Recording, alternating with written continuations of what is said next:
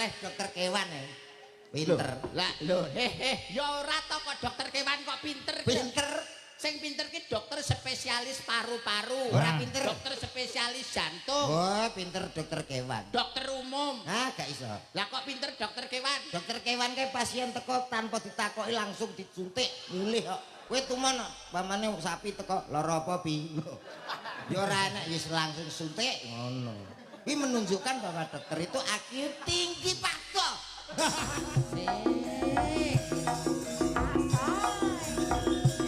Sampai pagi.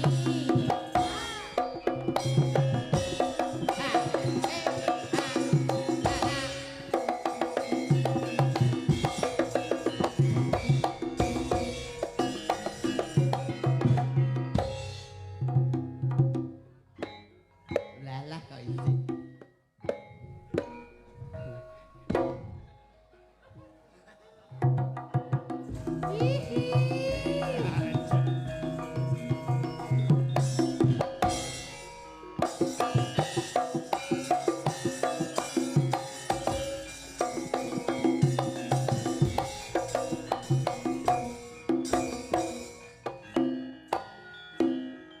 Rampung jelas iki.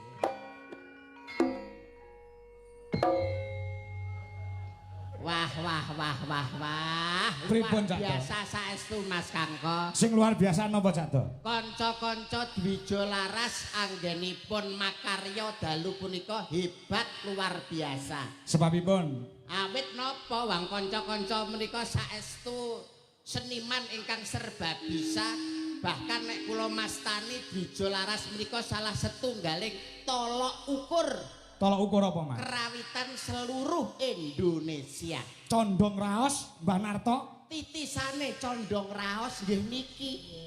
Hebat sangat luar biasa. Tepuk tangan untuk Dwijo Laras Indonesia. Ning di sawang nggih nom-nom nggih Cak Do. Nom-nom. Semangat-semangat. Sigrak-sigrak. Masalah nggih. Semangat. Pun kula pilih, ya kok kula niku pilih sing nom-nom. Tuwek sithik kula pateni dadi. Lah, sing ngenong terus matane. Nggih, alhamdulillah wa syukurillah. Nggih. Muji syukur wonten ngersanipun Gusti Ingkang Maha Kuwasa, dat ingkang murbengrat dalu punika panjenengan lan kula saged kempal manunggal wonten ing desa Butuh dalam rangka bersih dusun utawa metri desa. Nggih. Wah, patut diacungi jempol untuk kekompakan dan keguyupannya warga masyarakat Butuh antara atasan dan bawahan hebat luar biasa. Nggih. Masyarakat Tanpa ada gotong royong guyub rukun tidak bisa terlaksana adicara bengi iki ya Cak. tanpa adanya kekompakan, tanpa adanya guyub rukun, persatuan dan kesatuan dijaga, mokal acara sing hebat ngoten nika terlaksana. Betul. Butuh niku luar biasa, Mas. Nggih. Kepala desanipun Sinten? Bapak Agus Haryono. Iya. Terdiri dari 2 dusun, 2 RW, 17 RT, jumlah penduduk 3.100, rondone 210. Wah. Rondone ogan. Nggih, niki Pak. Sampeyan ki wong Ngawi kok tekan kene lagi anu kok ya wis apal rondo. Karena survei. Orang itu harus survei bagaimana situasi dan kondisi desa Butuh ini. Ternyata suasananya hebat. Warga masyarakat desa Butuh itu cinta terhadap persatuan dan kesatuan, ora ana gegeran, ora ana tukaran. Beda karo daerah liya. Ngono. Daerah liya karo tangga gak gelem nyopo, karo dulur gak gelem akur. Tanggane tuku kulkas atine panas, tanggane tuku kalung atine bingung, tanggane tuku gelang atine melang-melang, tanggane tuku ceret lho mencret. Saking sereke. Saking serek iri ta kowe. Iri, tapi warga masyarakat mriki hebat. Patut untuk diacungi jempol. Untuk percontohan. Walah tur jenengan pirsani. Warga masyarakat sing lenggah ketewal napa menika ketingal miyayeni ngoten lho. Oh, miyayeni. Ketingal miyayeni katite anggenipun ngagem busana. Lho, ngagem jas, ndamel kopiah, wonten sing ndamel batik, ndamel songkok, ndamel jilbab. Napa menika mibawani miyayeni ngoten lho Mas. Panci menika menganut prinsip dari para pinisepuh bilih ajining diri punika saka lati, aji ajining raga saka busana. Cocok napa mboten? Bener, leres. Alah, Ajining diri saka lati, ajining raga saka busana. cocok kalih pendapat kula berarti sampean. Nggih. Lah nek menurut pendapatmu, pentol korek kok malah meneng ae iki lho. Tak kira lali. Lali apa? Lali nek nggawa aku. Ora maksudku ki ya gayung bersambut nek wis aku ngomong ki njut kowe aja meneng ae ya melu omong. Lah mau jarene getir, gak getir. Lah salahe ra ndambotir. Wong kok iso. Iki lho aku kan wis wawan pangandikan karo Mas Kangko.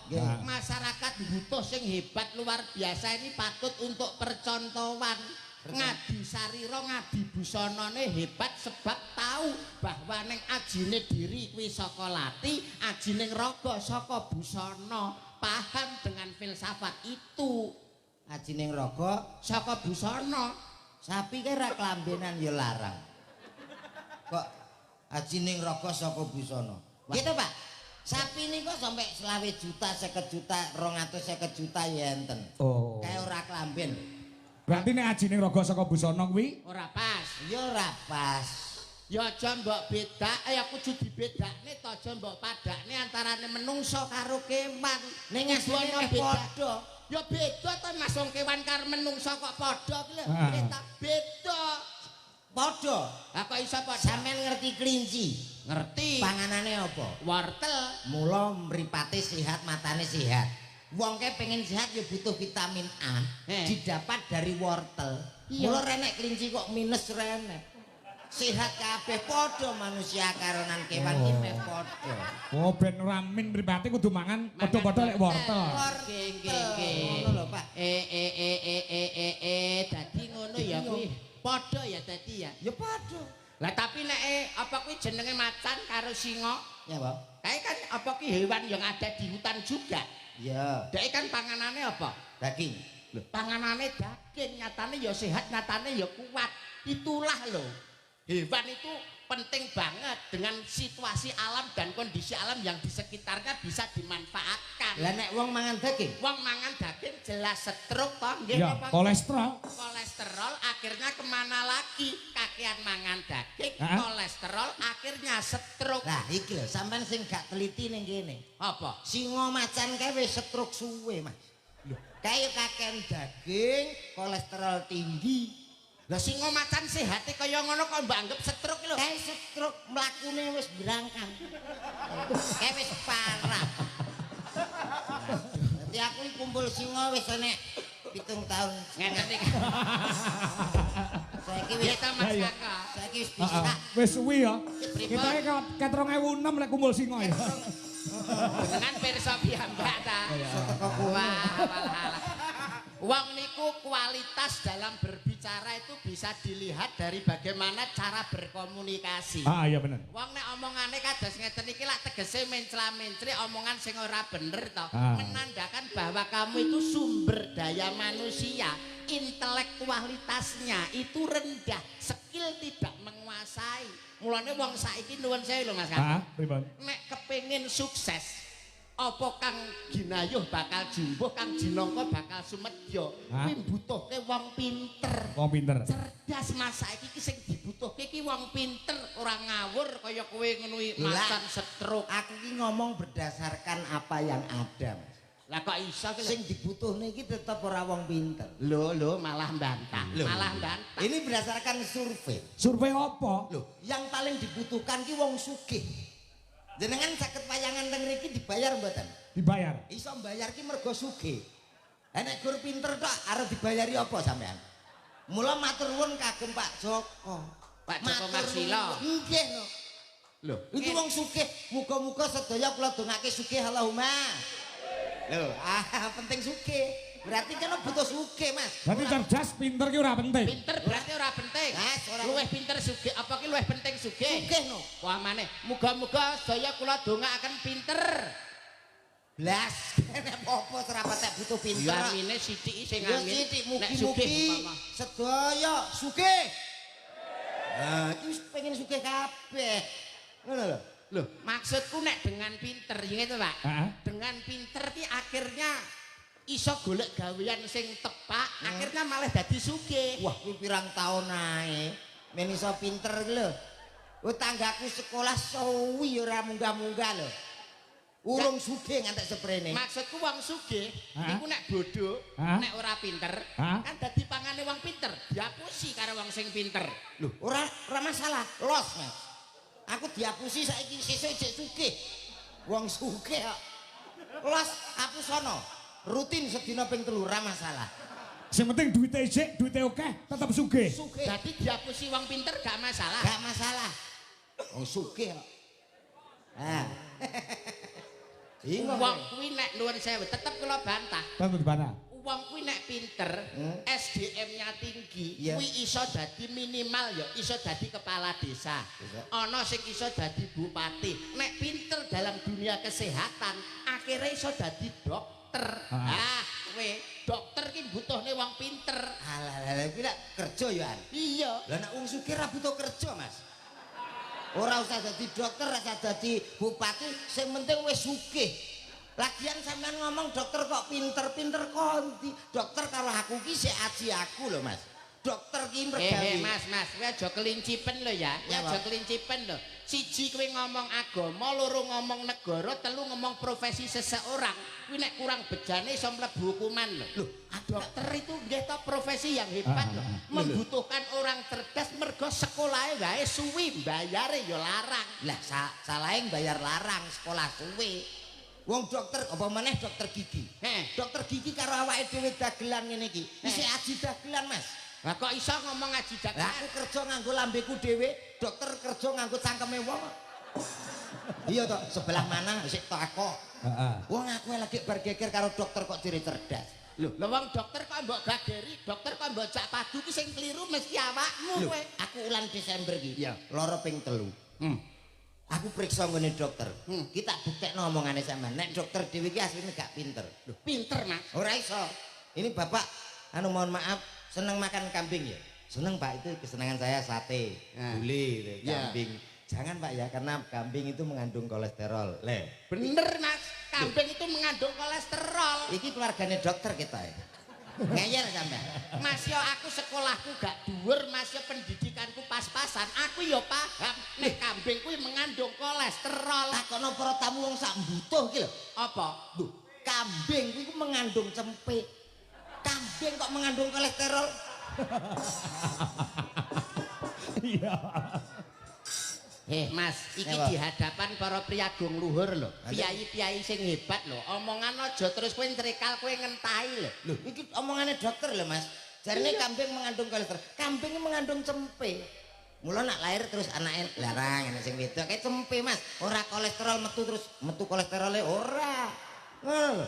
Iki tak buktekno bahwa dokter kuwi urung karuan cerdas. Kuwi aku sik dikenekne lho Mas. Dikapakne. Ini enggak apa-apa Pak, ini saya kasih obat saja Bapak dirawat jalan. Lah, nyampo kok gak dipadakno karo pasien liyane. Pasien liyane dirawat penak, lah aku kok dirawat nang dalan. Lah engko yo nak renek truk. Nek kendaraan aku ora bongko.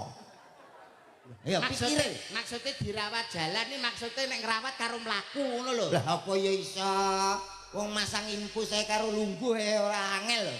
Kok karo mlaku gitu lho piye nak ngrawat? Maksudnya rawat jalan ini kowe orang nginep. Lah nak nginep piye nggone keluargaku to. Oh dokter aku ya ora kenal belas kok nginep nyapa. Ribet to Mas Angkon iki. Kowe iki lho gak oleh nginep ngono lho maksudnya. Loh dokter yo ngeyel ngene iki. Yo mecicil ngene iki. Oh suwe-suwe tak idon iki. Lah dokter terakhir yo ngono, tak idon. Oh, aku arep idon nih dokter. Wah, ngene kok jere akademis. Wong pendidikan kok ngidoni. Lah omonganmu ki selalu nrekal lho, ora pas lho kowe iki nek dijak omong-omongan ki. Loh, aku ki pas lho Mas. Aku yo ngomong apa adanya, ngono lho. Wong dokter wae sekolahe dhuwur, bayare larang kok isih mbok paido ki lho. Sekolah dhuwur awar bledek kono. Tegese sekolah dhuwur ki kok ora manggok neng dhuwur ngono ora ya ampun wong geteng tak tonyo tenan kowe kok. Lah, dokter terakhir yo tak putu. Aku terus gak sida periksa. Aku ngaleh dokter kewan ya. Pinter. Lah lho yo ora to kok dokter kewan kok pinter. Pinter. Sing pinter ki dokter spesialis paru-paru, Ora pinter. dokter spesialis jantung. Oh, pinter dokter kewan. Dokter umum. Ah, gak iso. Lah kok pinter dokter kewan? Dokter kewan kae pasien teko tanpa ditakoki langsung disuntik, mulih kok.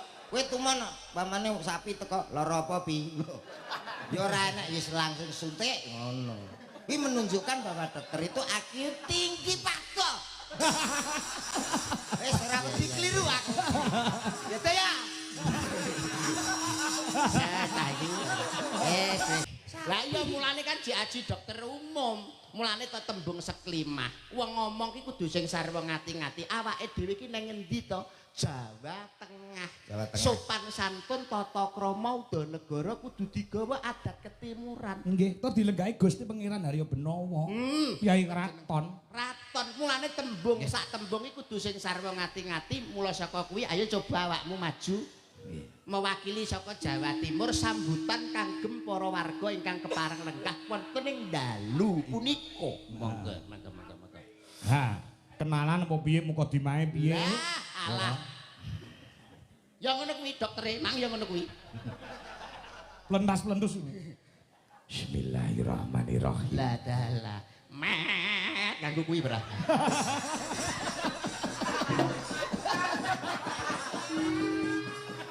Assalamualaikum warahmatullahi wabarakatuh.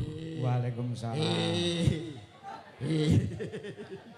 Suarane sego wedi. Sego wedi ngono. Lah iya. Sound sisteme apik apa ya? Lah iya, wong sak pentil padahal.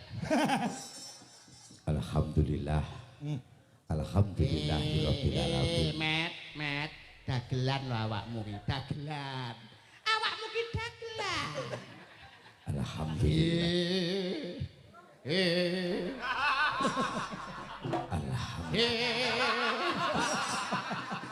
Dagelan. Jajal muka dimah Kodimah akeh para alim ulama, para kiai, pini sepuh, gudange para alim ulama. Ayo muka dimah sing apik. Yen ngapunten Gusti menawa.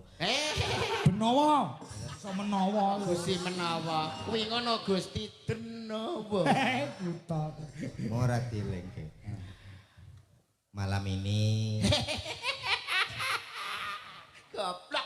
Sing arani awan ya sapa nek lampune peteng niki berarti malam. Wah, ora. saya di sini Sing arani ning alun-alun ya sapa? Iki neng butuh lah sampe omongi kabeh wis paham. saya di mana? Kok tak tapuk. Ora tau nek benere. Nah anu mbok jak.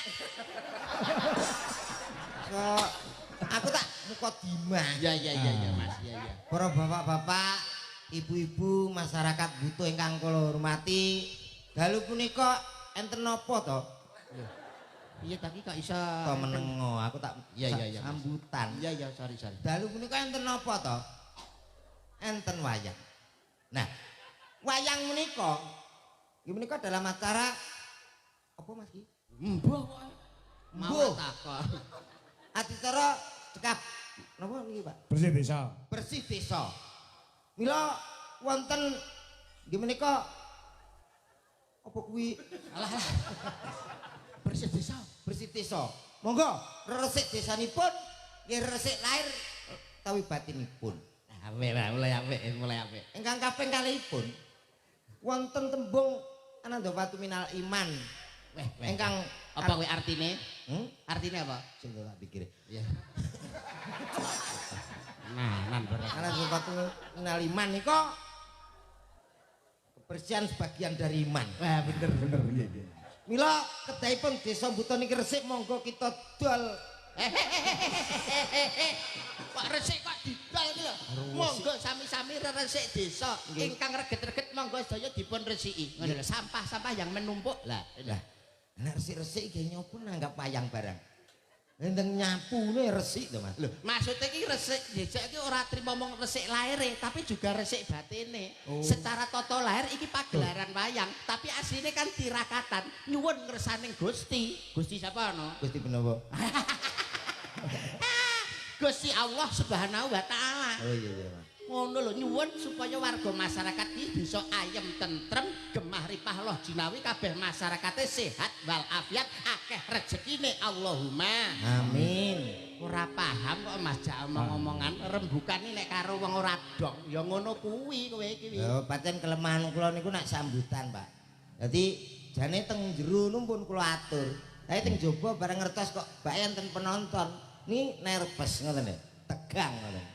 wong awakmu ki rene iki diundang kuwi di samping kon menghibur siji, loro kon ndonga. Wong ndonga utawa wong ngibur kok iso nervous kok tegang iki lho. Lan donga nyapa nanggap dagelan? Lah nanggap kiai. Wong ndonga kuwi ora mung kiai, sapa Ora wae kudu. diwenangake ndonga. Lah nek teng mriki nika jelas tujuane menghibur. Ngono. Lah ya menghibur terus ditambahi setitik donga rake tak mung setitik ana hiburane. Nah nggih. Mula aku tak menghibur. Iya menghibur. MC ini biasanya aku di MC ini. Oh iya. Kowe arek apa arek dadi? Nyanyi enek musike kok. Arek nyanyi, Ah. apa arek joget, apa arek apa? Sulap, Mas. Sulap. Iso tenan kowe sulap. Sulap bisa, Mas. Apa ae contone nyulap apa? Duit 500 iso dadi 1 juta. Weh, hebat iki berarti. Duit sampean gerne. Kaya kowe gandaan uang kaya ning Lumajang. Ah. Dimas Kanjeng toat pribadi ya iki lho. Bisa kowe ternyata duit 500. Bisa dadi 1 juta. Wah, hebat Mas, hebat. Bisa dibuktikan. Carane piye kuwi? Tombok togel. Iso luwih Tombok apa? togel. Pak polisi. Tujuan kancane kok arep di Ya rar. Viral par hadirin tarmur dararar. Biasane sone perang ngono ta? Pak ngono ta?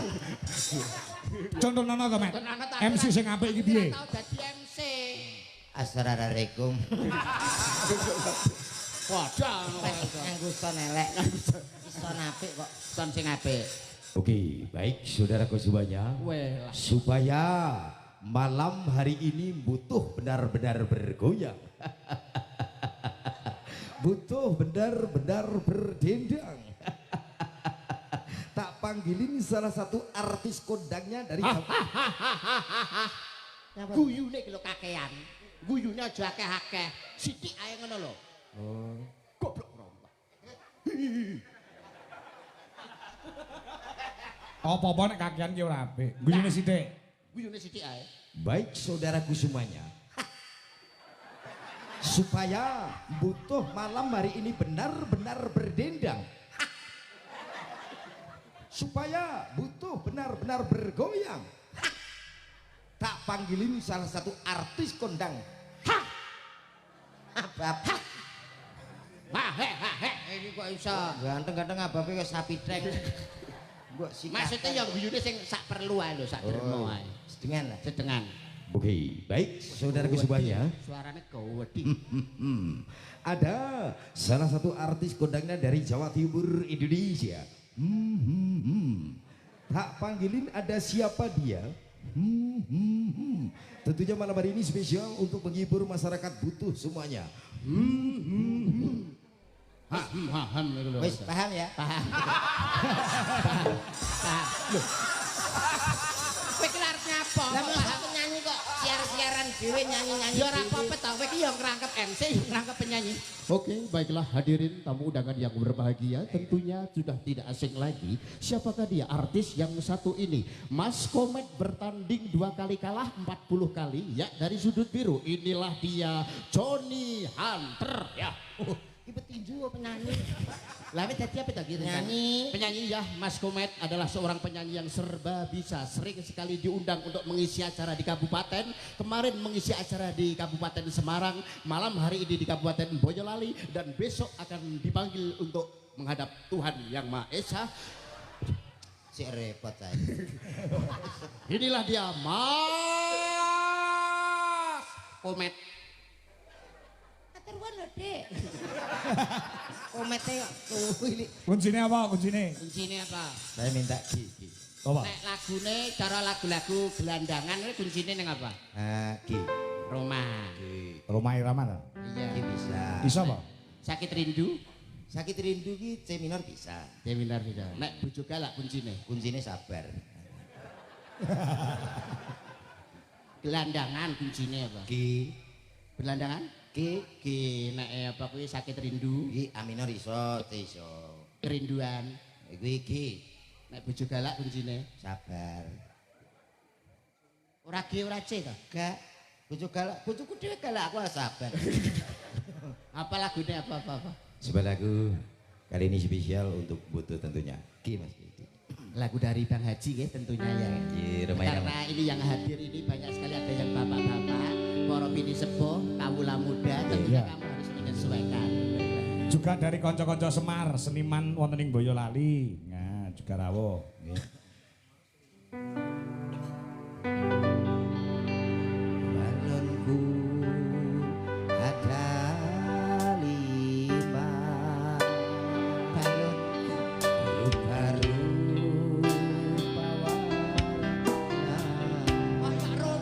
Musik tipis, Mas. Musik tipis. hijauku ning kelabu Roma asli Roma. merahmu dadan biru meletus balon hijau hadar Roma ya hadar. Halo Roma Irama Iki mau kan ya lagu balonku toh, lagu anak-anak. Tapi dengan versi siapa ki mau? Roma Irama. Romai Rama. Kuwi nek kanggo pecinta dangdut, masyarakat paham. Tapi kan juga ada Bapak Ibu itu juga pecinta lagu-lagu pop. Oh, Apa ya iso nek balonku cara pop? bisa versi pop lama Sapa kuwi? Ebit G.A.D. Abid di ati kok ya isi. Balonku ada 5 rupa warnanya hijau kuning kelabu merah muda dan biru meletus balon hijau ratiku Dore, sing balen ana gak pas gon. Terus balon ijo mang lepas gon dore mengko kok gak jelas ki. Lah iya. Pas gon dore. Sing dinteni sakmene kae iki dore kuwi lho. Dore kuwi sing dinteni. Meletus pelon iki dore iki dinteni. Ebit iki ayo. versi pop toh Iya. lho lah ya pop ya ngono Piye mau? balonku ada 5 rupa-rupa warnanya hijau kuning kelabu merah muda dan biru meletus balon ceratiku sangat kacau balonku kini tinggal 4 Apa internet? dar dar dar dar dar Kaget ora kaget. Dor dor dor dor. Tujuane ra kali kuman. dar dar dar Dor dor dor dor dor. Ora kaget blas dore. pancene nek Ebit G.A.D. ramali Ya nuwun sewu versi Roma Raja Dangdut. aku kaya ngono lho Pak Iya. Pop versi Ebit G.A.D. sudah. Awakmu kan kudune paham. Paham. Nderekne sapa Mas Kanko. Pak Kangko masuk lali ya Neng Jawa Tengah ana seperangkat alat salat gamelan, seperangkat alat gamelan sing Gamelan. ditabuh kudune awakmu ya bisa ebit apa kuwi balonku cara gamelan, cara langgam. langgam Iya, bisa. Belok. Angel iki angel lho Pak. Angel iki. Angel iki. langgam yen tawang Mas Piye nyesal? balonku ada 5 wong ayu rupa-rupa warnanya hijau kuning kelabu nimas merah muda dan biru Kaget iki Pak Jari. meletus balon hijau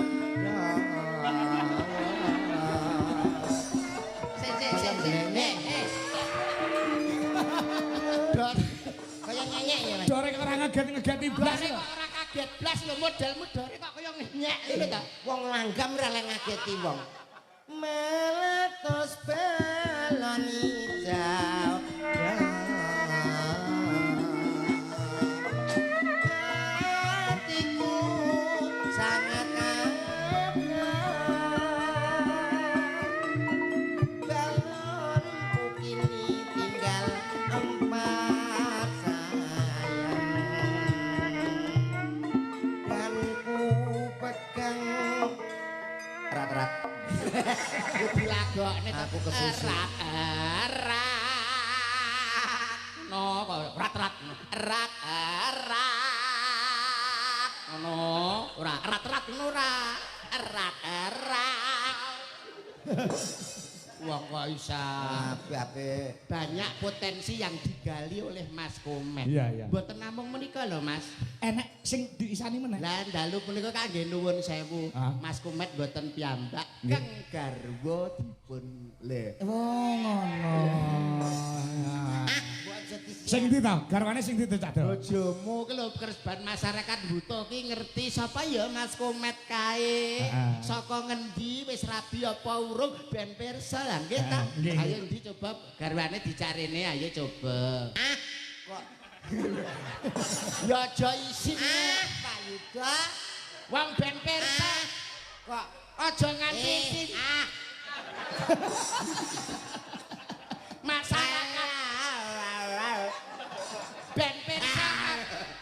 aku izin Wong karo bojone dhewe kok isin. izin aku dhisik bingung kok Lah kok angger pedhot wong-wong iki putrane Mas Komet anakku loro lanang-lanang Heeh. kok ganteng-ganteng jane kok sampean batinku Heeh. aku dhewe gumun aku kok iso ganteng-ganteng aku kamangka aku jarang nang omah lho Mas tanggoku kadek ganteng-ganteng lho berarti lho. Nggih to, berarti berarti ra masalah aku kan gak kerja ya toh wis lho gak kerja kok bangga ki lho. tapi wis di anak ya ra Oh ya ora ngono kok iso ayo ditimbali rene to garwane kok. tak timbali Iya. Sopo ya? Bojomu sing ndi? Di antara iki ki lho sing ndi? aku toh Milio. halo Oh alah kuwi to bojone kuwi to biru ki to. sing nganggo seragam bidul Wah, alah pantes kok beda karo Tak, waranggono liyane. Iya, Ah, ah. celuk. nggo Lho iki lho Iki matane. lho. Iki lho kebablasan. Iso. meneng ae Turuk turuk. Kebiar kebiur. Biar. Tak aku ora. Tindak.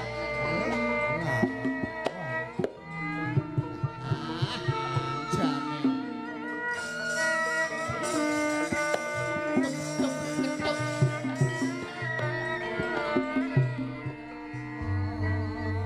Kok ketok isin karo bojomu ngapa? Kok isin karo bojomu? Ora izin. Maksud iki ngene lho. Kok isin karo bojomu?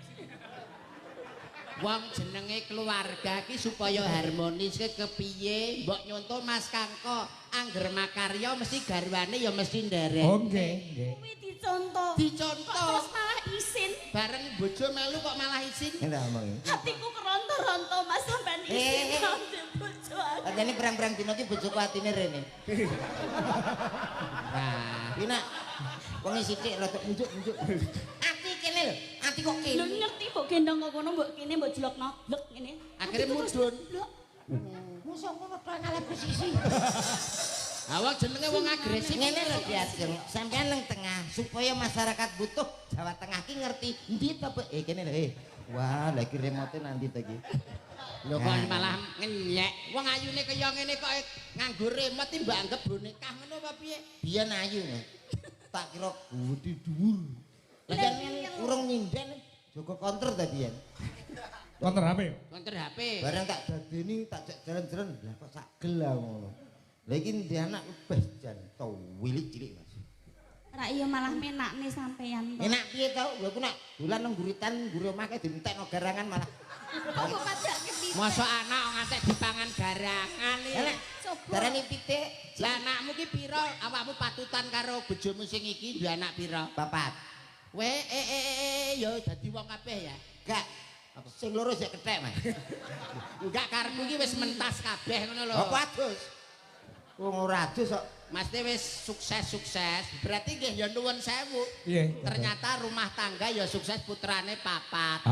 Kula niku enten lho teng daerah nggen kula niku wis omah-omah suwene 15 tahun, Mas. Nah, Urung keturutan kagungan putra. Nek mbok menawa kowe duwe resep, Nah, iki kebetulan sampean takon karo pasangan yang pas.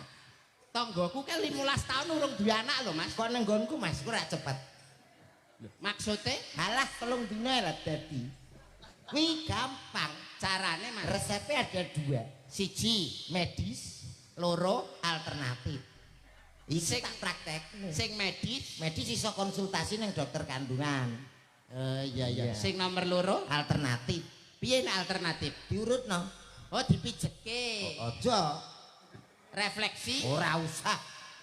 tusuk jarum. Alah lara kabeh malah. Lah diurutke ben meteng ki piye? Diurutne aku sih, pedalange sih, terus yoga-yoga. Nepaki. Terus dadi bojomu iki mbok gilirno ngono. Kira apa-apa penting di anak-anak adalah penguat rumah tangga. Ngono lho. Oh berarti irunge saka Cina, terus pipine saka Australia, bathuke saka Vietnam, itulah wajah KTT non blok kowe. Aja macem-macem nang Ini kene tadi ana pun mantanku. sewu, Mas Kangko. Apa? Panjenenganipun Bapak Joko Marsilor Sarjana Hukum Nggih. ngersakaken pramen ketoprak. Leres. Kumen kalian Mbak Eni. Ayo Mbak diaturke pramen ketoprak gawe lakon sing nuansanya percintaan tapi juga ada cerita kepahlawanan. Apa kuwi, Mas? Sido Pakso utawa Sri Tanjung. Wah, Cocok nggih?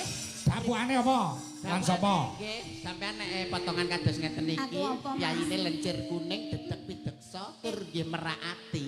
Jelas pantese dapuk serigala. Gala. Sri Sekarang Tanjung, nyatek Sri Tanjung. Nggih kersane kula anu siarke nggih. Monggo. Tuduk, tuduk.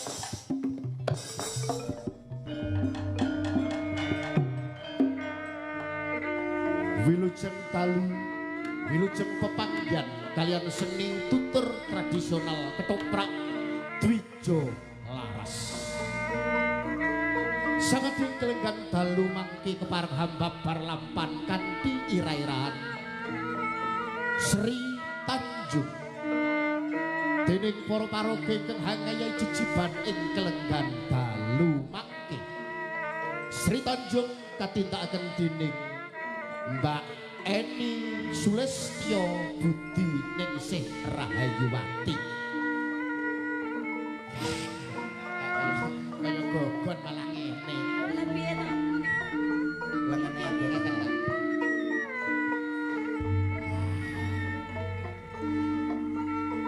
Wes.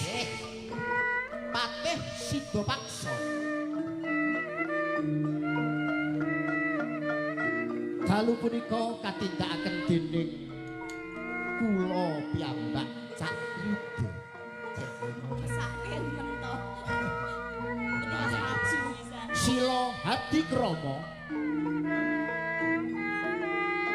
Dalu mangke adapuk dening Ki Anom Dijotako. Sila dikramo.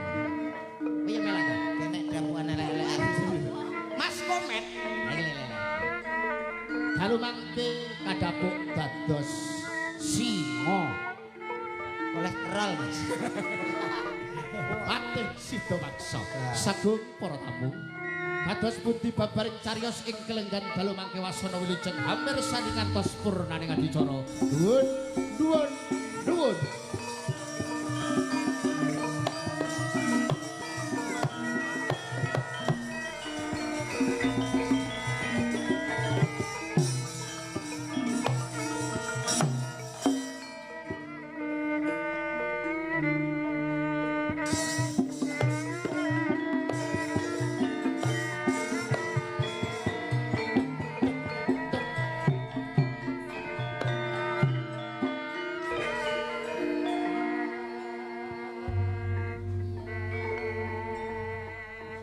Kowe kuwi lho, payahmu iki lho iki Sido Pakso karo anu kowe pamit arep ngupadi tumbaling praja.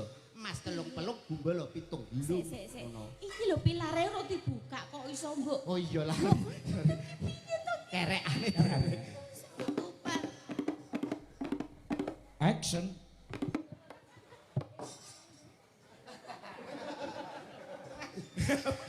Sari-sari. Talek kancane. Aku ngomong apa? Aku ngomong ora tau noprak. Wes karo sinuwun sila hadi Seto krama. Mas Yudo iki mau jare singa.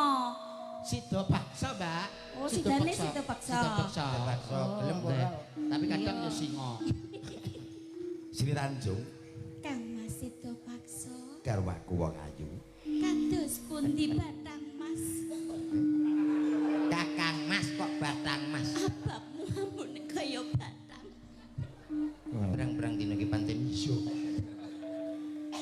Wong ayu. Injih Kang Mas. Abot rabot tega ra tega ki aku kudu kandha marang sliramu. Panjenengan badhe ngendika menapa Kang Mas? Aku arep transmigrasi. Kok transmigrasi iki lho. Transmigrasi. Upadi tumbaling praja. Aku mengko takon nyatetno to. Anak toprak ra peteo ngono. Mau ora diwosi ngono jeneng. Gai Tak was. Ini ya, Jung. Was. aku diutus karo sapa? Silo hatiku. Sila hati krama Upati tumbaling praja ana ing wana. Ngono. Kang Mas Sida paksa. Napa panjenengan tega mentala ninggalke kula? Kamangka awake dhewe iki lagi manten anyar lho Kang Mas. Ya tega ra tega wong iki perintah kok. Aku yo kudu Terus aku mbok umbarke nganggur ngono. alah engko tak tinggal sak trip. Tak tinggal paling seminggu. Kang Mas, ora apa-apa ya. panjenengan kok nggih tega. Aku jane ya ora tega wong ayu. Ning iki kabeh jejibahan sing kudu tak lakoni. Ngono ya. Apik. Wis nang omah sing apik ya, Juk. Panjenengan ingkang atas-atas nggih Kang Iya. Mas. Yo. Kang Mas, Paringi sik arep ngadoh lho, arep ngadoh barang kowe. Bisa ya. Ya ora apa-apa ya.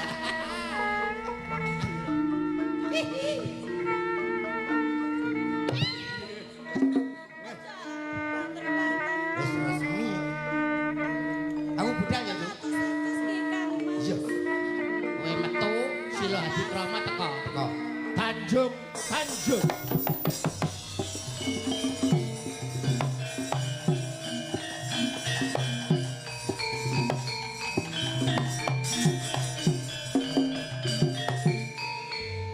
Sepet-sepet sawune entah tak empet-empet saya ora betah. Kowe iki nyapa? Kowe iki nyapa melok metu aku. Kowe iki wis golek padi kono jangkrik kono. Wis lunga, wis Kowe iki lunga. Tapi engko metu neh ta? Metu neh. Lah aku lho aku metu ngono kok. Iki aku tak gandrung iki terus kowe iku teko. Oh iya. Kok sing suwi cian tak kode Kowe langgar lampu ki pepet mati. diselentek lho. Yo iku lagi metu. nyuwun pangapunten Kanjeng Suwe Adipati. anggonku ngenteni wektu kahanan kang kaya mangkene. Yektine apa kowe ora krasa yen aku tresna karo kowe Sri Tanjung? Mangke rumiyin Kanjeng Adipati kok rawuh mriki wonten wigatos menapa Kanjeng? Ora tak selaki yen sejatine aku tresna karo kowe. Mula Panjenengan kang saka kuwi kowe kudu manut coba ladenana tresnaku wae. Kanjeng Adipati panjenengan menika mangertosi kula menika garwa abdi panjenengan patih panjenengan lho Kanjeng. Sing itu ya jablok petrek. Ora gelem malah towo. Aku malah gak sida merangsangi bareng roh mlakune ngono wis. Lah mengandung bebek. Lah piye to nek ketoprak iki? Ya mlakune iki ya sing sikile rapet terus rada jinjit-jinjit. Kula mboten tresna. Lah ngono lho kok iso malah Kleru ya. kono ane dijokne. Iya. Manut wong ayu kuwi timbang ngono rantaku. Kanjeng, kula menika garwa patih panjenengan. Ora yen aku tresna karo kowe palango bakal tak lumpati dadung bakal tak pedhot yektine aku mung tresna karo kowe. Kok ditutup pilare? Nyapa kok malah mbok tutup lho.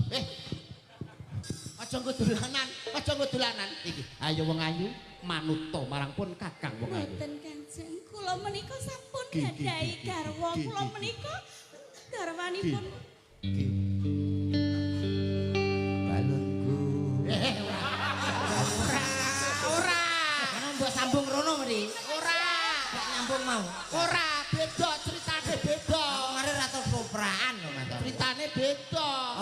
kok rewel kok nyapa nggo ketoprak. Iki ketoprak kontemporer.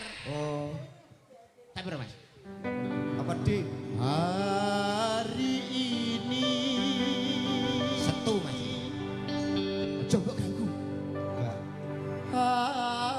Aku bersumpah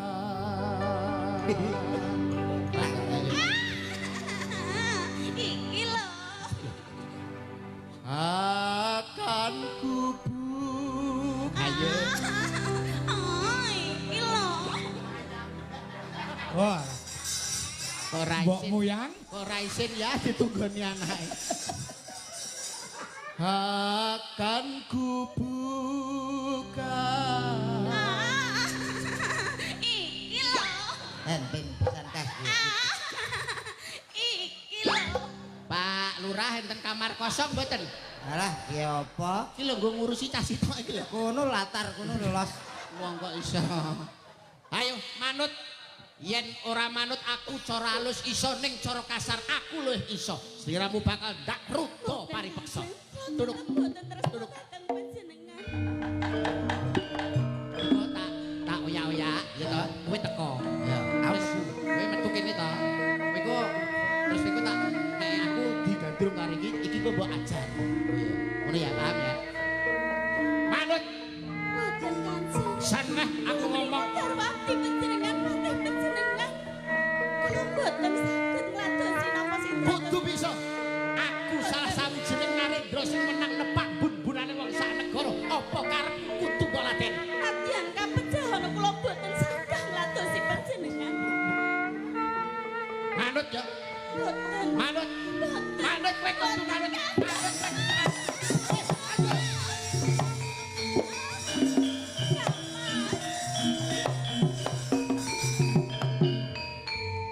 Tanjung. Kurang ajar bojo sampean. Kurang ajar lek. Ora nyono, ora ngira. Nang ngarepe motoku kowe wani nolak adipati. Nek iso nolak lho. Wani Iki lho, karo takon gelem. tumindak. Sedeng. Hah, kowe kudu tumindak. Aja. Iki. Bojo. Tumindak sedeng. Sedeng. Kowe Hei, piye kuwi?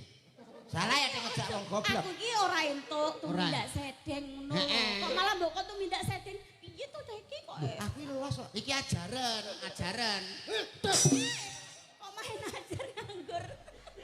Ngarepe motoku kowe wani Ngarepe tumindak motoku wis wani. Iya toh? Marah ya aku wis iso. Aku acting. Iya Mas. Ngarepe motoku kowe wis wani tumindak sedeng. Mboten Kang Mas, kula mboten tumindak sedeng. Lah iki mau sing tak delok apa lamu kaya ngono? Mboten. Lho, kok muni boten-boten. Aku delok kanggo mata kepala kok iki. Mboten Kang Mata Mas. kepala. Lho iki lho secine ya, Neng. Ajar wis suwet. Kang Mas. Orang toko Oh, Kang Mas. ora kena digawe becik. Iki. Mintak sing kaya mangkono. Kang Mas. Kowe mbok Yang mbok muyang. mbok menawa iki wis dalane, aku kudu pisah karo kowe. Aku ora kudu wek bojo kowe Tanjung. Ajar sih. Kula menika arep matur sekedhap mawon.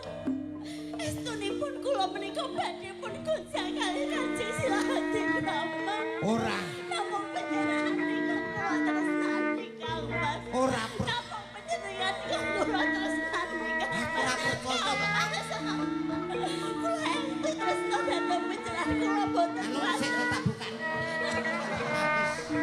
Aja ngono.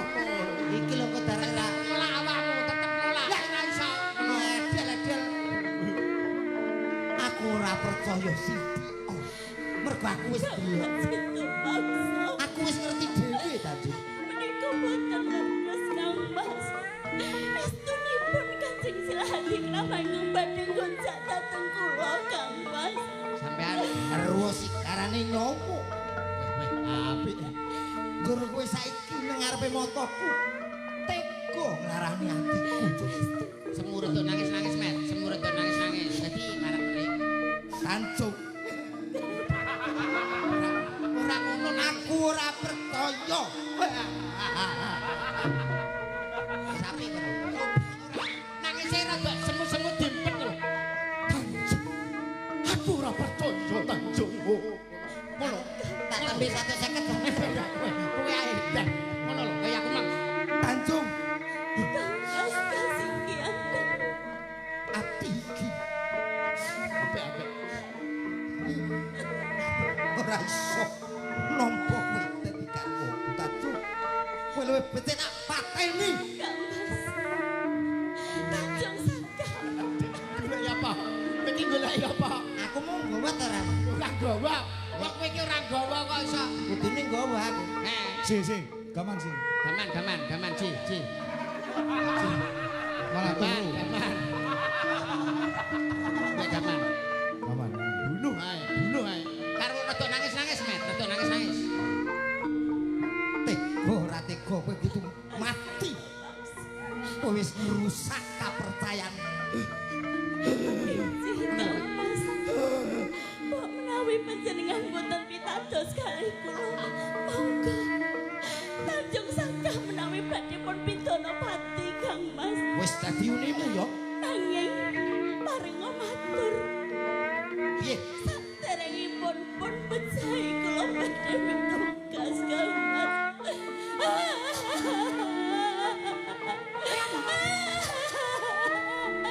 Kowe ngomong apa? Wong ketok aku ora paham. Urung ngomong iki. Lah kok tuh?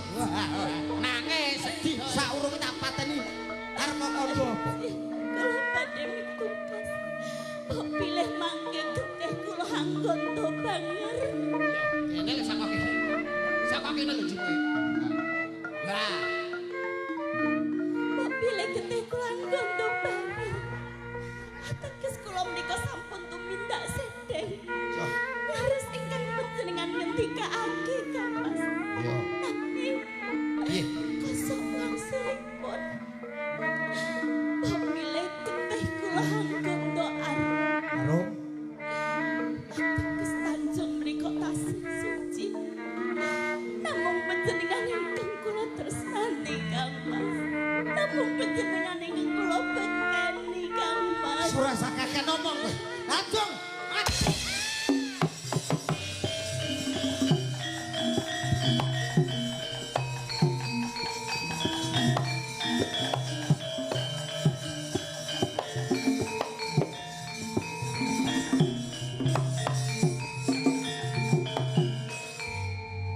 Sandangane wong lanang iki ya wong wedok.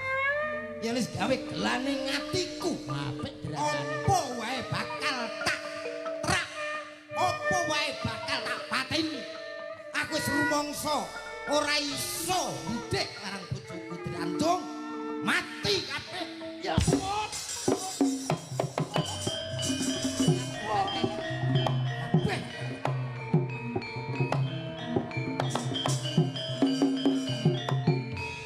Mas, kae dalang ora melok cerita kene. Ngapa mbok pateni? Sing dipateni iki kae gak melu. Urip. Kae lho. Kamu gak mekas. Mekan anggondo arum berarti iki ora tumindak sedeng. Sedeng. Nah, ayo. Saiki diambu getih. Jambung. Arum apa amis? Nek arum bener, nek amis berarti salah. Salah. Diambu. Oh iya Mas sampean sukani ngek Mas. Nggih. Wah, ora tau toprakan ya. iya.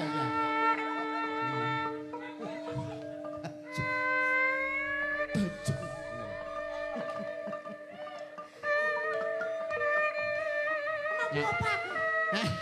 Lah arek ambune ki arum apa banger? Kaya ndok. Masuk angin kok Oh, Tanjung. ya aku lho. Mau sliramu kondo. Yen lu diramu gondo arum, kowe berarti ora salah.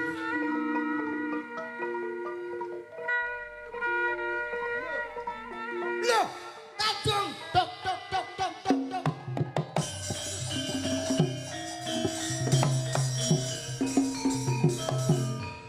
Tanjung. Wong ayu sing tak tresnani. Apik. Jebul lu diramu gondo arum Tanjung. Iya ta. Omongi lho Mang padahal tak omongi iki lho asline ra salah. Mengko tak bisi to, iki lho ra salah. Ora tumindak sedeng sing salah isi lho dikromo le. Lho dikromo ta? Iya. Kowe, nek kita iki sapa? Aku wong delok. Oh, malah kaya zombie. Wah, ayu. Tanjung. Jebul kowe ora sedek. Jebul kowe ora salah wong ayu. Dadi kutha Banyuwangi. Ya Allah, bapak lho. Getihmu anggon wangi yen ana rejaning jaman Nek ana rejaning jaman iki bakal tak tak jenengke desa hah butuh Banyuwangi. Banyuwangi. Banyuwangi ngono lho. Banyuwangi Alah. Bakal tak jenenge desa Banyuwangi terus tuk ngono. bakal tak senengno desa Tuk. Banyuwangi sik. Banyuwangi ne. tak senengno desa Banyuwangi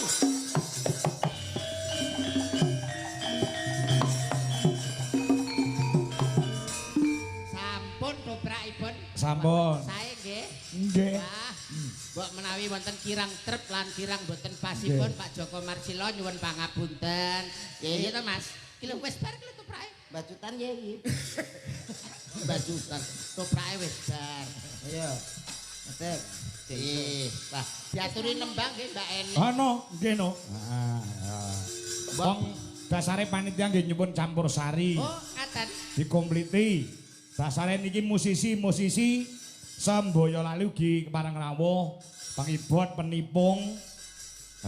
Dan kanca-kanca seniman-seniwati wonten ing Boyolali. Nah, nggih. Lagune napa nderek Mbak Eni? Apa nderek? Nggih, kalau aku Pak Joko ngersake tayuban ngoten. Oh, tayuban. Ayom, kacak. Nggih, monggo. Tayuban napa?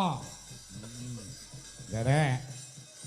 Nggih, manut kula nek tayuban. Sri Huning. Oh, sehuning ditayubke. Siap. Monggo. Monggo, Cok. Pun aturaken buka jaluk mawon Mbak Eni. Nah, Nggih. coba. Wah, Boten buka arang-arang. bonang to. Buka bonang. Oh, nggih, buka bonang. Tayuban kok identik kali Buka bonang. Buka bonang. Buka bonang. Nem-nem loro ji lho. Nembyong. Yo, buka bonang. Monggo, tayub. Yo, iki Eni iki kondang tayub Bluro. Yo.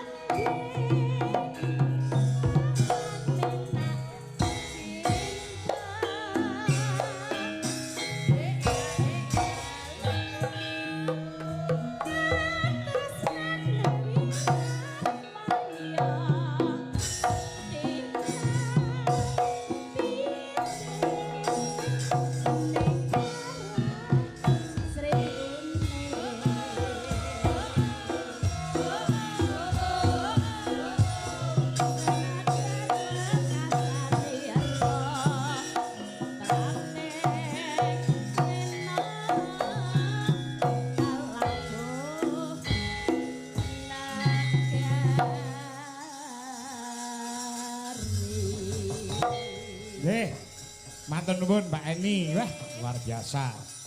Wong nyatane iki rencange Pak Joko Marsila mula ya diramuke saka Blora tekan kene ya Cak Do. Nggih Mas. Cak Do. Dawuh. Mboten kintang seklimah rong klimah diaturi paring mangandikan menjani Gusti Pangeran Harya Benawa. Nggih. Sadurunge saderenge dibacutke lelagon. Oh siap nggih nggih. Monggo Ti, paring dawuh Gusti. kangge para warga masyarakat butuh. Oh, ngono. Nggih. Monggo. Apa petaraman? Monggo Ti. Turuk.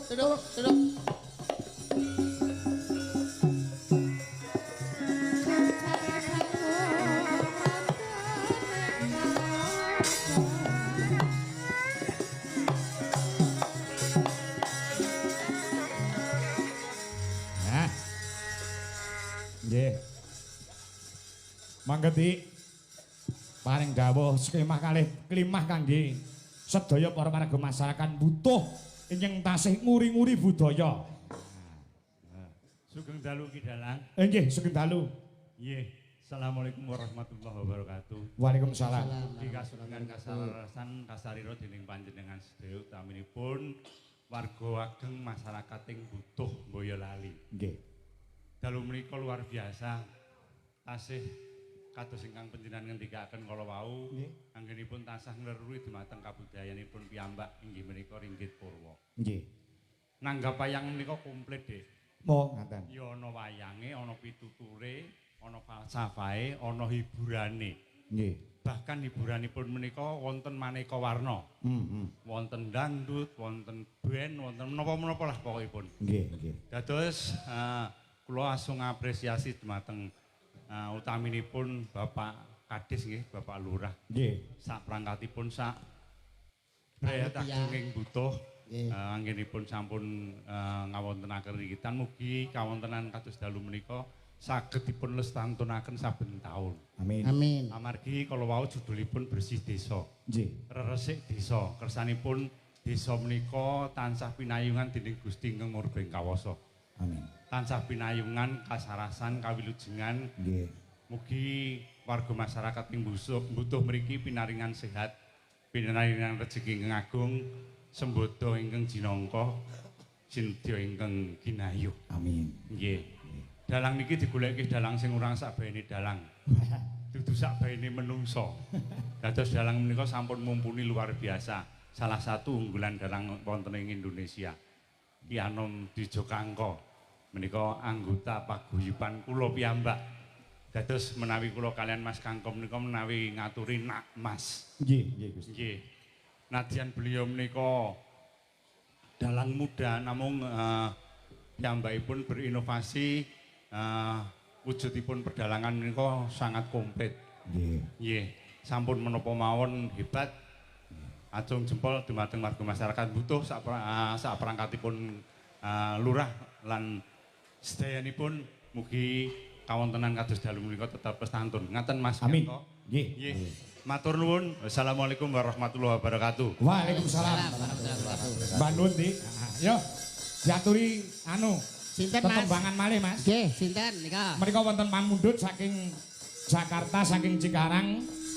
Nggih menika lelagon Lencir Kuning. Mbak Mayang lawan Mbak Okva sing diaturi jumeneng. Yo, disupati musik Mas. Ya. Sepati musik. Sepat musik. Heeh. Kon joget tok. Sing penting Okva ngadeg jare. Sing penting iki disawer karo tengah yuta. Penggemare Opa niku ketoke nggih. Ayo Mas, musiknya Mas, Mayang dan Okva, yo.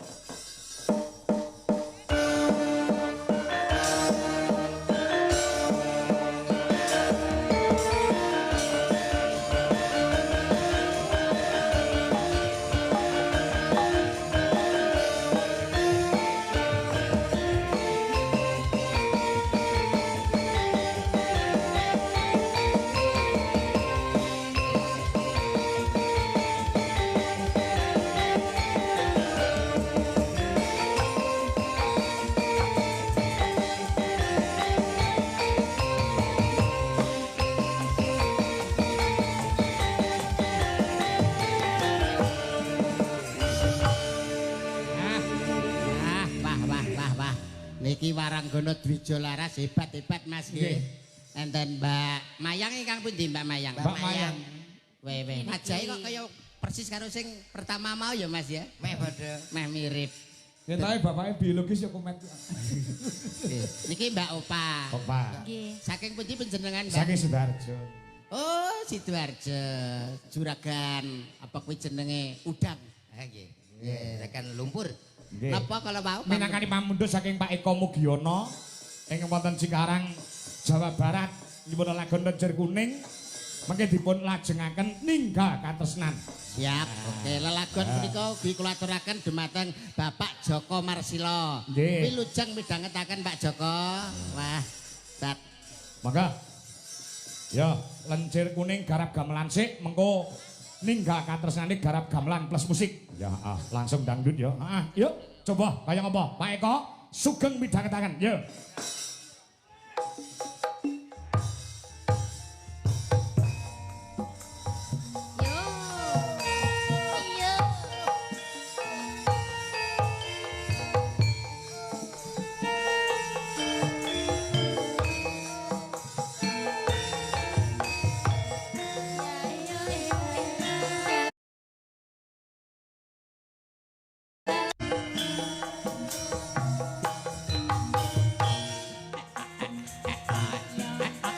Pak Eko Mugiono sugeng midhangetaken.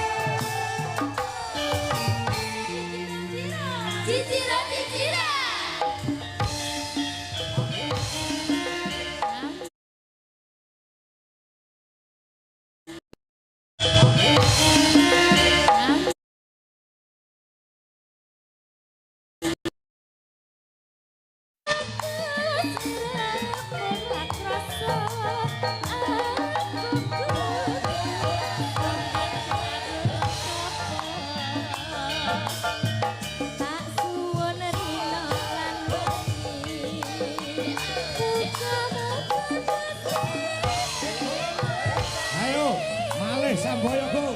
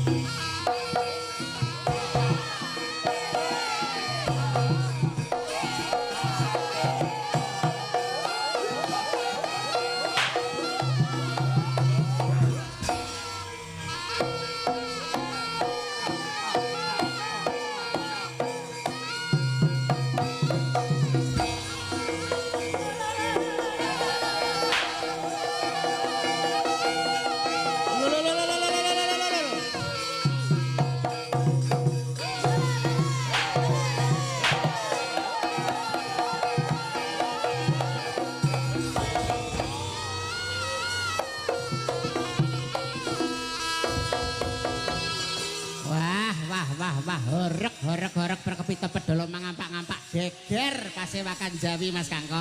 Lah nggih. Geger. Niki ra kesenian wetanan to Mas Do. Nggih. Ning nyatane Indonesia itu kaya dengan budaya dan keanekaragaman budaya. Leres tur meneh Bhinneka Tunggal Ika, walaupun berbeda-beda tetapi tetap satu juga. Hebat. Mbok menawi anu nuwun sewu Pak Joko Marsila request lagon apa badhe tidak panggung monggo tasih Pak Joko tasih kepareng lenggah mbok bilih janganing penggalih wonten pamundutan lagu mbok menawi. Heeh. Menapa mangga? Sing campur sari Cak Do iki. Siap. Napa, Pak? Podang kuning. Ha nggih dipun aturaken. Siap.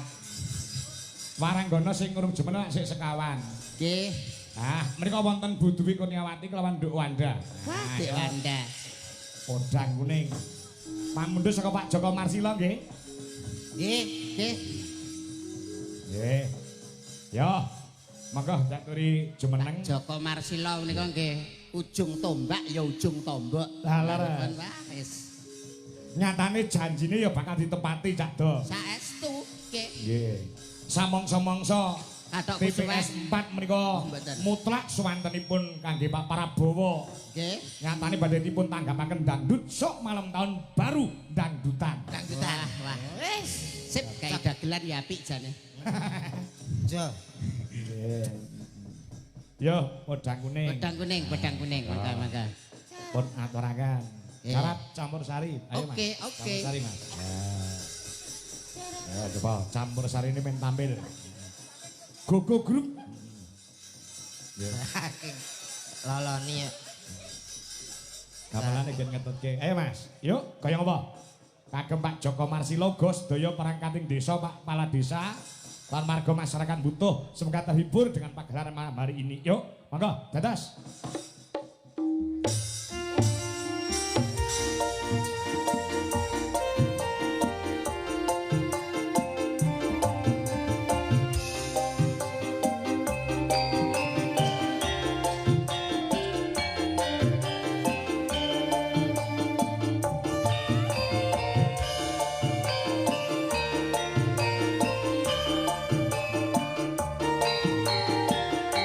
Asik.